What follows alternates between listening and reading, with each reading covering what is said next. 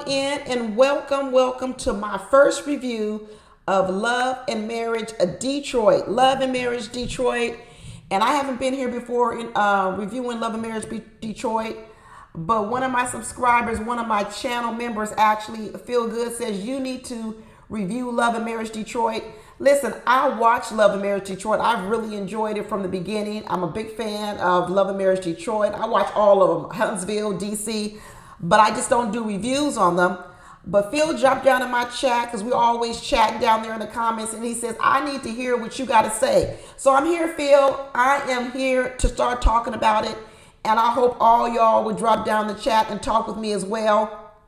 I'll have to catch you up on some of my opinions over the course of the season, but we're going to definitely talk about this episode number 6, where I'm like, what kind of church is this? What kind of Bible study is this? Because at this Bible study, Jesus wasn't present. The devil was, though. The devil was busy. I tell you this about Anthony. Anthony is a Devo. Anthony's out of control. Anthony is out of control. He's so condescending. He puts people down. He has a superiority complex. He got a lot of things going on with him. I kind of understand now why LaToya tries to handle him the way she does. LaToya is all about appearances. She's all about appearances. Every time you run around, she's talking about, I don't want to look crazy out here. I don't want to look crazy out here. Girl, well, if you don't want to look crazy out here in these streets, there's 2 things you did wrong. One is you married Anthony. Because let me tell you, Anthony's a pop-off man. He is a pop-off man. He's one of them men that can't hold their tongue, and he's going to pop off out on these streets. And the second thing is you came on a reality TV show.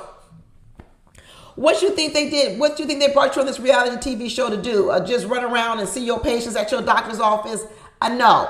And plus, let me tell you something. LaToya already got her money because she's a doctor. Obviously, LaToya's money is the steady money in the house. I ain't going to say she makes more money than Anthony because I don't know all their business. But she making the steady money. And Anthony's over here saying, we need to bring some heat for this reality TV series because he need to keep getting him a steady check. Anthony said, listen, LaToya, you may be calm and collected, and you may be the level one in the house, and you maybe want to keep up appearances, and you don't want to show your ass, and all these other kind of things. You want to keep decorum, and you want to be high class. Anthony says, I'm letting it all hang out, because let me tell you, he's letting it all hang out no matter where he is. 2 weeks ago, or whenever it was, he was screaming and yelling on that yacht. Talking about, when is it my turn? When is it my turn? And now next thing you know, he's screaming and yelling, calling people little man at Bible study. Let me tell you this, because I know I haven't done no reviews, so I'm going to catch y'all up on my opinion.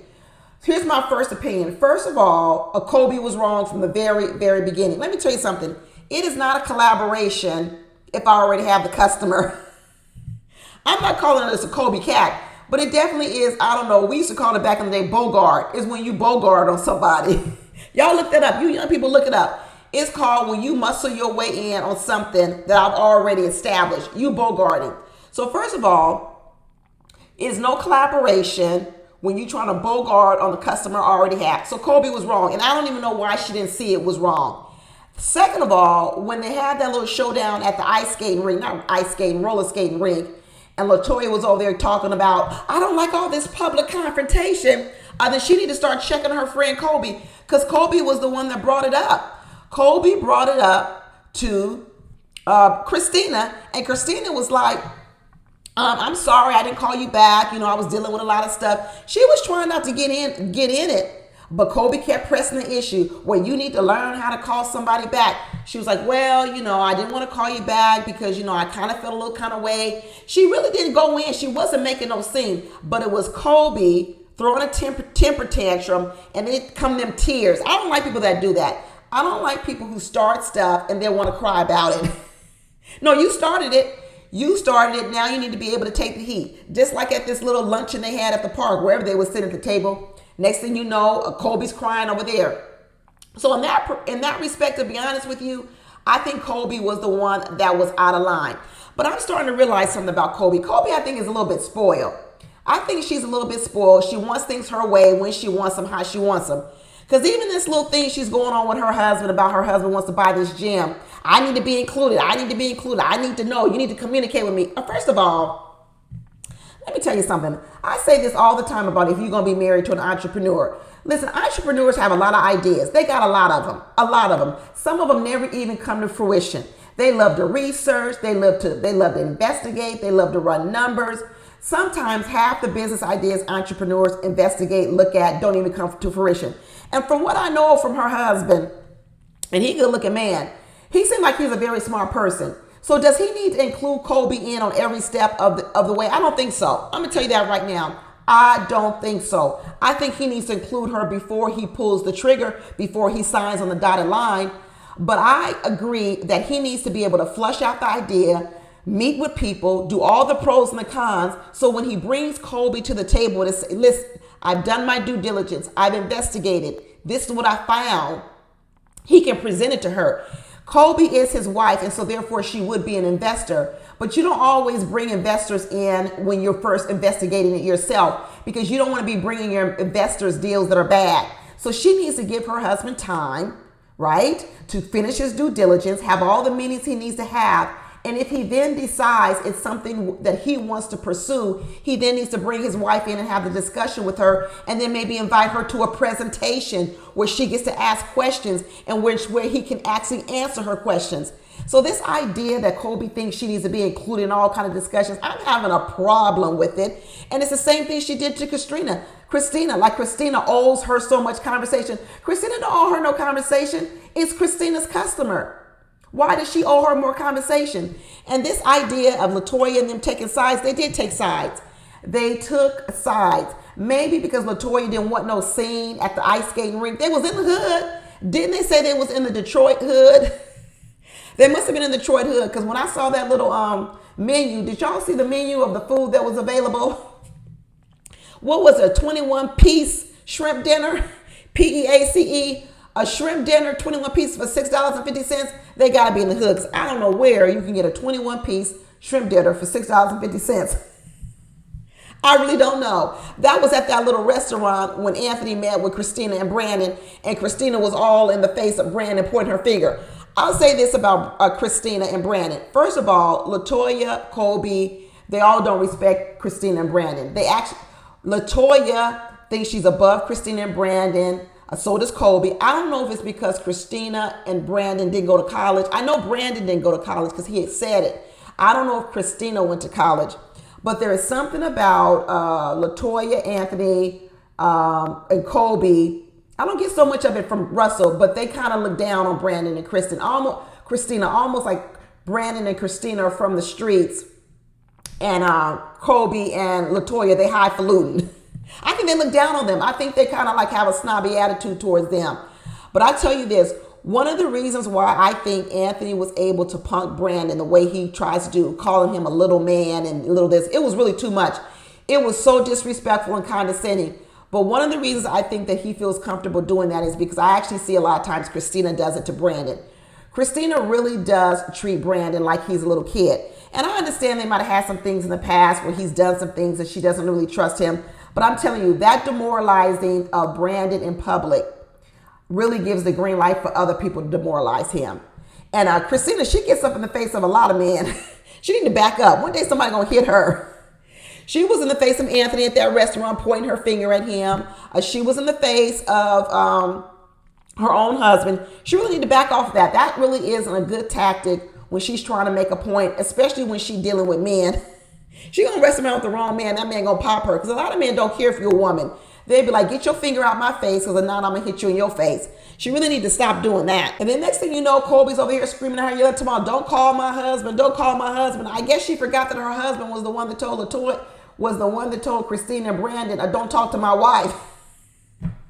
And now Kolby's talking about call me, don't call my husband. First of all, your husband just told her, don't call my wife, you call me. And I'm all for Russell. Russell was protecting his wife, which I think he should. I didn't have no problem with that. Even when he said, I'll break every bone in your body. I didn't have no problem with it, y'all. Y'all might have thought it was too much. It was too much hot sauce on it. It probably was.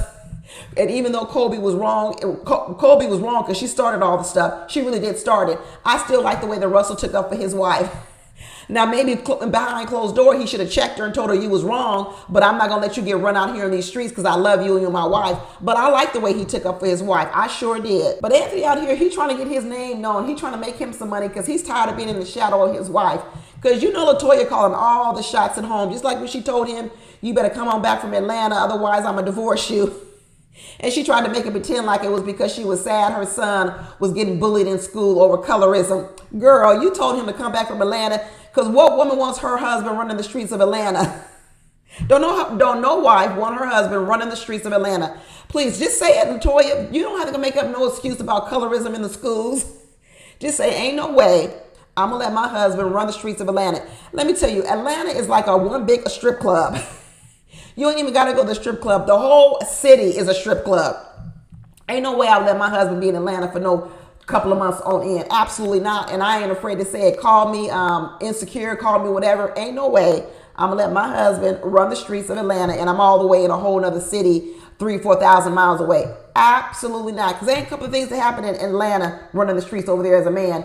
You either going to run up against some woman, because there's a lot of them there, don't mind if they're married men, or it's going to be a man that tries to turn out your husband. It's going to be a gay man trying to turn out your husband. Don't nothing good come out of running the streets in Atlanta. Nothing. But Anthony was doing too much at this little Bible study. This ain't even called a Bible study. I don't want to call it devil worshiping, but it definitely wasn't no Bible study talking about you ain't even touching no $1 million, you little boy, you little boy. That's what I'm saying. When he was calling him a little boy, that wasn't reference into his stature. That was reference into the fact that Kristina belittles him and treats him like a little boy in public. And so that Anthony thought he had the ability to go ahead and start calling Brandon a little boy. Brandon better learn how to toughen up. He better learn how to toughen up to people like Anthony's of the world and toughen up to his wife because she's running all over him too. Kristina need to learn how to pull back. Kristina is a little bit too much. But in this situation regarding this whole, what's it called, influencer and whatever, I'm on her side about that. I'm absolutely on her side. Kolby was 100% wrong. She was trying to bogart on her customer, and that was wrong. But you know what Kristina did that was wrong? She told that lie about the publicist. That was a lie. Kristina knew that publicist said nothing about Russell, but what she was trying to do was she was trying to rope Russell into the fight so he could go up against Anthony. She was like, ooh, my husband can't fight Anthony. My husband can't fight Anthony. So what I'm going to do is I'm going to solicit the big muscle man and say, well, you know, the real problem was with you and Kolby. And Anthony was talking about you and Kolby. And that's when Russell said, well, I need to get involved with these muscles. I need to bring my guns to the fight. She lied. Kolby lied, stirring up some mess to get Russell involved. And then everybody saw right through it. Anthony saw through it. Russell saw through it and said, Kristina was the one that was lying about that. Kristina was wrong for that. She should not have done that. But that's it. That's all for my first little review of Love and Marriage Detroit. I'll see if I'll be able to do some more. Sometimes life just gets so busy. Life be lifing, y'all. And I don't have time to do all the reviews. But I do watch the show. I keep up on the show. So you can always talk to me in the chat about the show. I'll try to do more reviews on it. But I can't make no real promises. Because I'm telling you, life be lifing out here in these streets. And I don't always have time. But tell me what you guys think of the couples. Tell me what you think. Like I said, I believe that they look down on Brandon and Kristina. Kristina is a lot. She need to learn to pull back. Brandon needs to start standing up for himself a little bit more. Kolby's a brat. She throws a lot of tantrums. She want to buck up and then she wants to cry. LaToya, she's into all appearances. She just want to make sure she looks pristine and highfalutin. She don't want no drama, but she married to the biggest drama man on the whole show. In fact, she might be married to the biggest drama person, period. Anthony brings all the drama for the whole family. And Anthony is a divo. But that's it, y'all. Talk to you later. Bye.